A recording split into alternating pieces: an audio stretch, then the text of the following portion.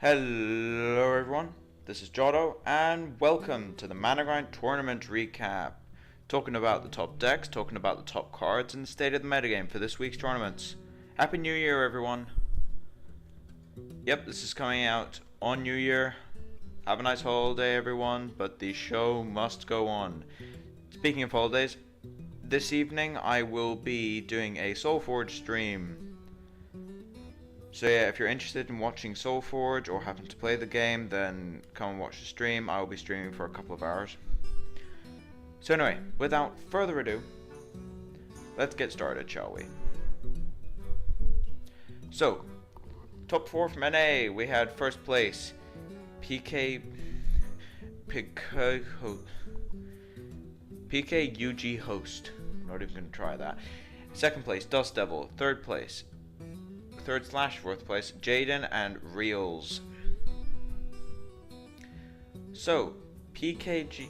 Anyway, first place, Paladin mid-range, a deck we have not seen in ages. Now, this is a bit more of a control-y version of Paladin mid-range, still playing a ton of creatures though. The spells it does play in this case are healing spells and Lay on Hands and Holy Light, and some removal and Equality Consecration. It does also play the standard True Silver Champions, which function as sustain, removal, direct damage. They just do everything.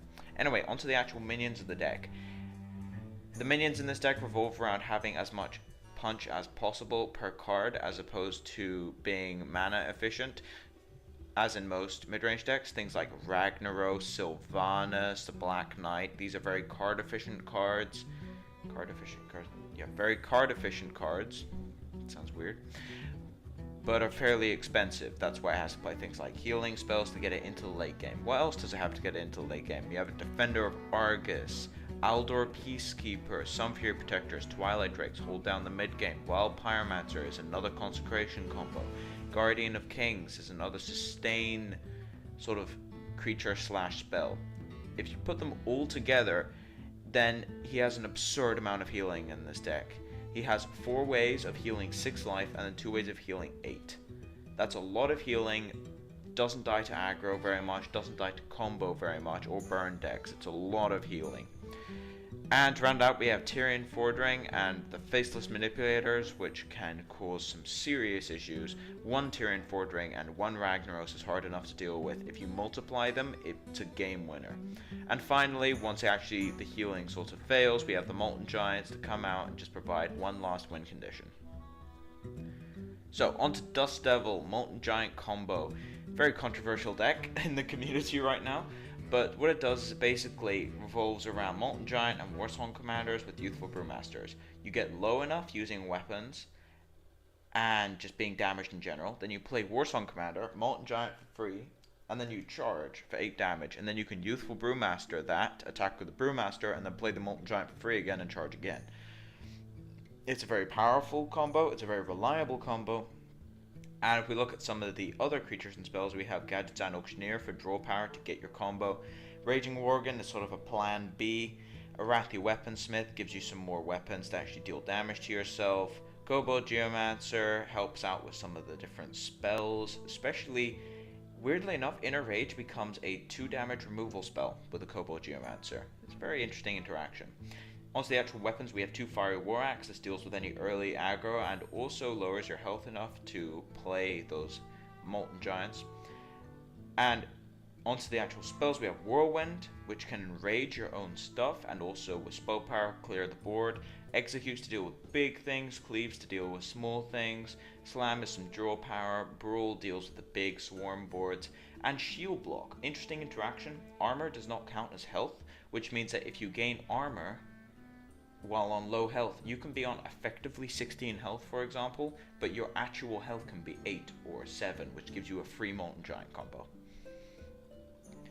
On to third place, Warlock Shields Up, piloted by Jaden again. Now, he got top 3 last week with the same deck almost. Very, very similar deck. This is a bit more of an advanced version, but it does prove that the deck is incredibly good. So, for anyone who didn't tune in last week, we have Ancient Watcher comboing with Defender of Argus and Sunfury Protector and Twilight Drakes, with some Earthen Ring Farseers to hold down the early game, and then we have mid-game Sylvanas Windrunner, Black Knight, Tankmaster, Molten Giants, because Molten Giant synergizes with Life Tap. And then we also have for the late game, Lord Jaraxxus. Onto the actual spells, we have the board clears from Shadow Flame and Hellfire. We have Soul Fires, which is pretty compulsory. Free spell, discards a card, but it's essentially free with a Warlock because your hero power can function as a discard. We also have Mortal Coil to deal with some of those pesky things like Murlocs. Siphon Soul to deal with things like Sunwalkers and other big targets like Ragnaros, and Shadow Bolt deals with pretty much anything in the mid game. Very powerful deck. Mage Control. Mage Control? Really? Yes, Mage Control made it into a top 4. Now, this deck hasn't changed much, apart from the fact that the Giants have been removed, so it's not Frozen Giant. The Giants have been removed, and instead we have an Archmage Antonidas, Nat Pagal for draw, Mirror Images for some defense. It's a very interesting sort of control deck that was derived from the Frozen Giant control deck from pre-nerfs on Freeze. Still works, still quite a powerful deck, playing a few less freezes. So it's only playing the 1 Kona Cold, not the 2, because it's a bit mana intensive. You can't really play both at any point now.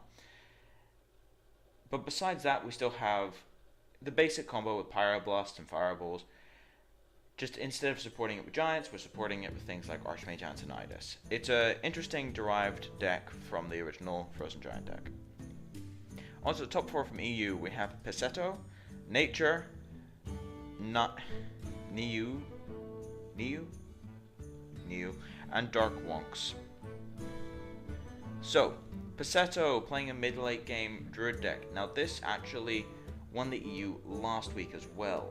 So it's interesting to see that this kind of deck wins EU twice. Now, mid to late game Druid decks are very close to ramp decks. The difference is they don't play Wild Growth or any other sort of ramp apart from Innervate. That's the major difference. They do not play the ramp apart from Innervate, but they still play pretty much the same creatures, just with a few extra sort of things you can squeeze in there from taking out the ramp. One-offs like Tankmaster Overspark, Big Game Hunter, Black Knight, Sylvanas, Ragnaros, Nat Pagal, and Blood Mage Thanos. A lot of legendaries in this deck. Druid decks have never claimed to be cheap, but they are one of the best classes at utilizing legendaries and their unique effects. We also have things like Keeper of the Grove, one of the main reasons to play Druid in my opinion, because it's a silence that is never dead in your hand, it's always 2 damage. Sunwalkers are a very underestimated taunt minion at the moment, which is very difficult to get around for some of these aggro decks. We also have Druid of the Claw as a one-off, we have some Harvest Golems, Novice Engineers hold down the early game, and for the spells we just have the bare minimum removal package with Innervate. Wrath, Swipe, Claw. Done and dusted, that's all you need. With some spell power from Blood Mage, Swipe is essentially both Starfalls put together, so you don't need to run both if you're running some spell power. Very interesting deck, very powerful deck. It's won the EU twice in a row, one to keep your eye on. Warlock Shields Up. Now I went over this earlier with Jaden. It's pretty much the same deck, or very, very close to it. Not really much for me to talk about, apart from one thing. It is playing Mountain Giant as well, because Mountain Giants can be taken into the board. You can life tap into Molten Giants and then give them taunt using Defender of Argus and Sunfury Protector. But besides that, pretty much the same deck. Druid Ramp. Now this lets me sort of showcase the slight differences. Now Druid Ramp is almost the same deck as the mid to late game Druid, but it's playing Wild Growths to get out some more threats like Ancient of War, Ancient of Lore, Faceless Manipulatoring early and often. It doesn't need to play as many Sunwalkers. This variation is actually playing 2 Druids, 1 Sunwalker, which seems a bit odd if you think about it, because Wild Growth would let you get out the Sunwalkers earlier. But if you think about it, again, Ancient of War is almost always better than Sunwalker. And if you can get that out a turn earlier, then it becomes essentially flat out better than Sunwalker, which is one of the things that Wild Growth lets you do. Also playing things like Azure Drake for a little bit of extra draw, and only playing 1 Harvest Golem because it wants to spend those early turns doing things like Wild Growth and Novice Engineering to cycle through your deck. Now, onto the last deck we're going to be showcasing here. We have a Alexstrasza Gorehowl combo deck, or Alex Gorehowl as I like to call it.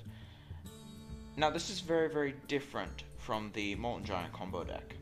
This one focuses around Gorehowl on turn 7 into turn 8 into turn 9 Alexstrasza with charge, which, if you think about it, is instantly dead. That's way too much damage. That's 15 damage total, and with some upgrades it can turn into more damage, and you can swing with the Gorehowl twice. So it's less of a surprise because they can see the Gorehowl and they can taunt the Gorehowl or destroy the Gorehowl with an acidic. However, it's much more sure that it's going to actually kill your opponent because it's like straight up damage. They can't prepare for it apart from with armor. The only way to prepare for this, like with the Molten Giant combo, is taunt, but armor is also very, very crucial against this kind of combo because Alexstrasza does not destroy armor anymore, which is fairly major. Now onto the actual rest of the deck, which supports this kind of strategy. We have the Black Knight to destroy taunts, Sylvanas to steal taunts, Revenant Assassin can actually function as a pseudo Gorehowl for the Alexstrasza, getting in for that 7 you need. Gadgetzan Auctioneer feeds off many spells that are very, very cheap. We have things like Shield, Slam, Upgrade, Inner Rage, Normal Slam, Cleave, Shield Block, Charge, Execute. These are incredibly cheap spells. The only spell that isn't very cheap is Brawl, but one Brawl does not slow down the deck too much and is just used for those aggro matchups. Now, speaking of aggro matchups, we also have Wild Pyromancer, which with all the cheap spells will level most early aggro. Now, he's not playing the Wild Pyromancer can't die combination because he doesn't need to. He has so many cheap spells, and some of them can actually target other things, like Inner Rage can be used as a ping on your opponent's creatures. Something to remember that a lot of people do forget. Now, as for draw power, we have the Gadgetzan, as I already said, but we also have Acolyte Pain and Novice. Now, Acolyte Pain will often draw 3 cards in this deck. If you draw 3 cards out of an Acolyte Pain, you're almost guaranteed to win because that's your entire combo in your hand, which is a little bit of an edge that warriors do have, along with mages, being able to use Acolyte Pain to its absolute fullest when running combo decks. So anyway, as for the actual state of the metagame, now, as I said last week, we're in a bit of a flux period right now. It's interesting, and it should be interesting where this actually goes. We're seeing some combo decks come out from Warrior that we haven't seen since pre-beta, in fact. We're seeing Warlock switch from aggro to more of a defensive mid-game strategy with shields up decks. Druid ramp is coming back in full force, winning a tournament twice. Well, sort of ramp. Ramp minus wild growth. And even Mage came back for one tournament, which is an interesting development.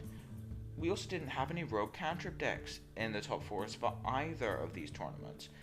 So the metagame's an incredible amount of flux. I'd give it 1 or 2 more weeks before it stabilizes, but as I said last week, this is sort of deck builders. If you like coming up with random stuff that might break metagames, now's your time. Come up with an interesting deck that might do some serious damage in the metagame, and it will stay if it's good enough, because the game is currently in a bit of a flux when it comes to balance and metagame, and it's a good opportunity if you're into that kind of stuff. As for the actual deck pilots out there who enjoy playing decks that other people come up with and doing well with them in tournaments,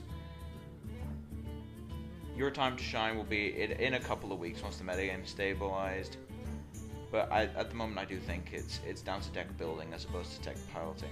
But anyway, thank you all for watching. If you like the content, please subscribe. If you have any feedback or want to say anything, then put it in the comment section below. I'll put the information for Managrind's Teamspeak in the description so you can come on and chat to me. I'm on there most times. The weekly show for this weekend does not have a defined topic yet, so if you have any suggestions, then put it in the comment section and I'll take it into consideration when doing my next weekly show. So thank you all for watching. This is Jotto, signing off.